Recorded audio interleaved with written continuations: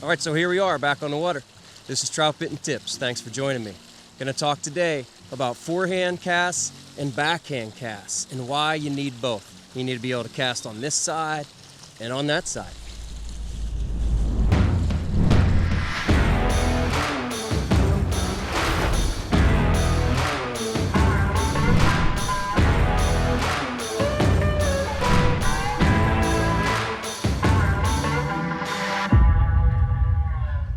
All right, so we need forehand casts and backhand casts. We need both for efficiency, for setting the hook, and for really setting up great drifts. The way the line goes in, whether you're fishing up top or underneath, we want to use just the natural curve in the line and the angle that the line goes in or on top of the water. So here's what I mean by forehand. It's this side of your body. It's the natural side, you know, your dominant side. I'm right-handed. Here's my forehand side. It's my forehand cast. I'm over here. That's the natural one. That's the one you're going to learn first, of course. This is your backhand. Now, by backhand, I don't mean that I'm turning my hand this way necessarily. You might, but it'll do different things to the rod tip. But backhand simply means I'm coming across my body. It doesn't need to be any more difficult. It really doesn't. But you do need to have forehand and backhand. Well, now let's talk about why. All right, so here I am fishing upstream with a dry fly. But I don't really want to land the fly line right over top of the fish necessarily. So with this forehand side, I'm able to land the fly over there, the leader comes in, and then the fly line to the left of that. I'm using this natural curve that happens. There's a curve, there it is again. It goes that way, right, when it lands. I'll do it again, there you go. Fly, leader, fly line, nice little curve. Also, it matters the way that that curve is going to be pushed on by the currents. On this side, it's pushing into the top of the curve. So I'm getting a nice drag-free drift really all the way down. Now watch what happens on the backhand. There, now the curve's going this way. Fly, leader, and then fly line. And I'm going to use that to my advantage again. Fly, leader, fly line. And again, I have the curve going into the current.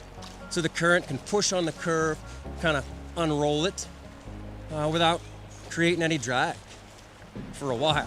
Anyway, now watch what happens. If I'm on my forehand over here, this is good, this is good. I have the curve going the right way.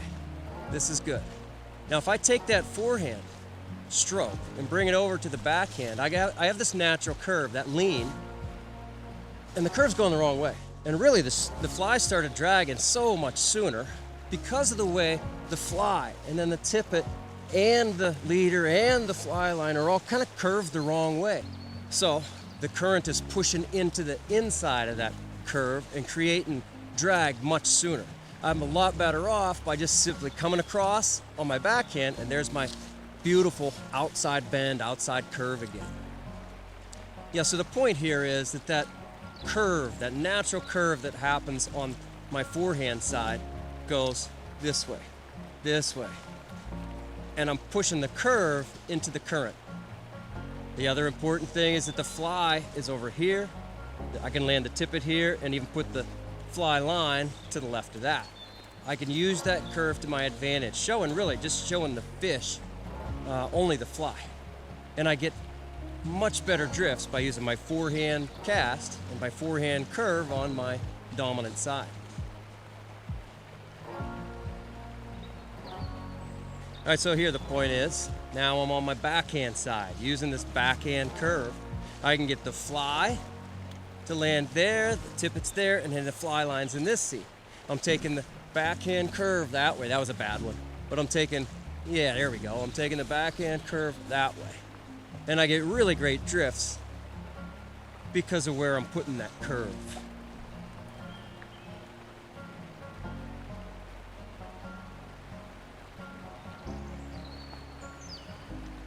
Now, the mistake that you might make is if you're on your forehand side and you're getting this nice curve going that way, and if you take your forehand stroke over here, look what happens. That's not nearly as good.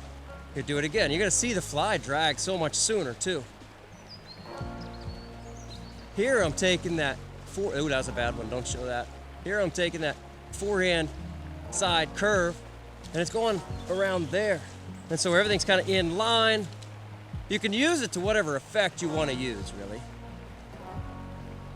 But I'd rather do this, backhand.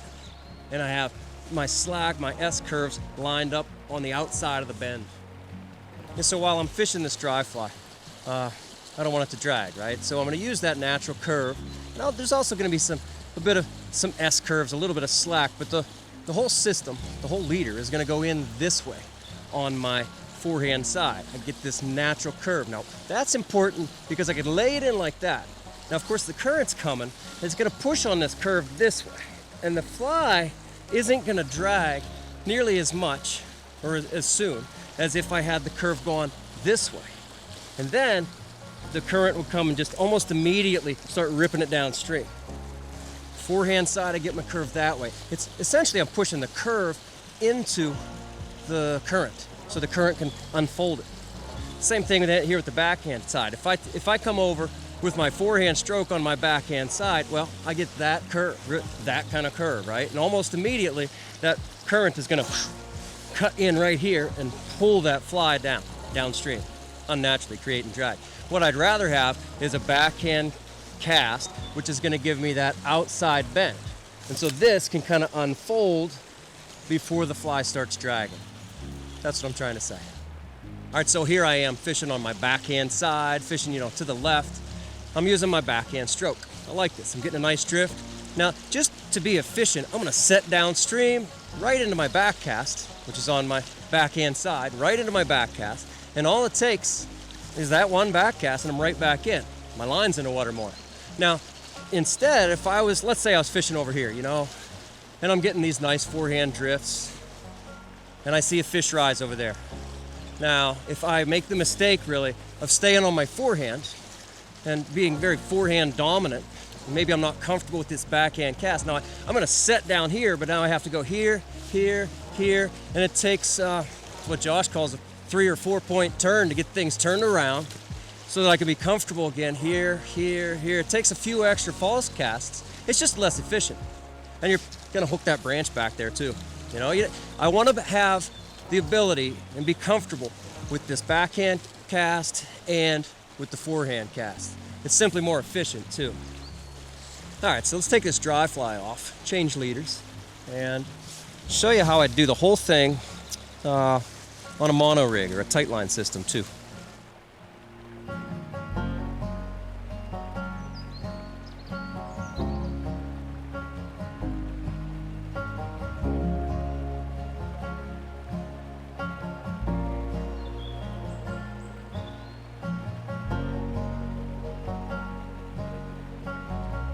Okay, so I've switched over to a tightline rig, and here I am on my forehand side. The key thing about getting a true drag-free drift is that everything goes in one seam.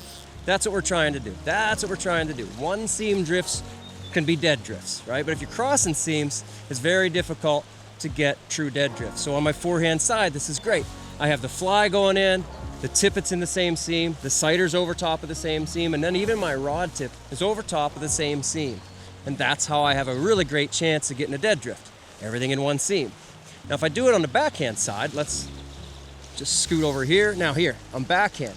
Notice now I'm casting across my body, doing what I call a backhand cast. Great. Once again, fly's going in, tippet's going in, sighter's over top of the same seam, and the rod tip, everything in line, in one seam, and I got a great chance at getting a dead drift. But if I don't come over on my backhand, watch, if I try to force a forehand stroke here, everything is crossing seams immediately. I'll do this again without hitting the tree back there. If I stay on my forehand side right here, I can see it. Everything went in a different seam. My fly went in. My tippet came in a different seam on my side. My sighter is over here. Everything's at the wrong angle. And I can kind of compensate for it. I can do this and then immediately come over with my rod tip.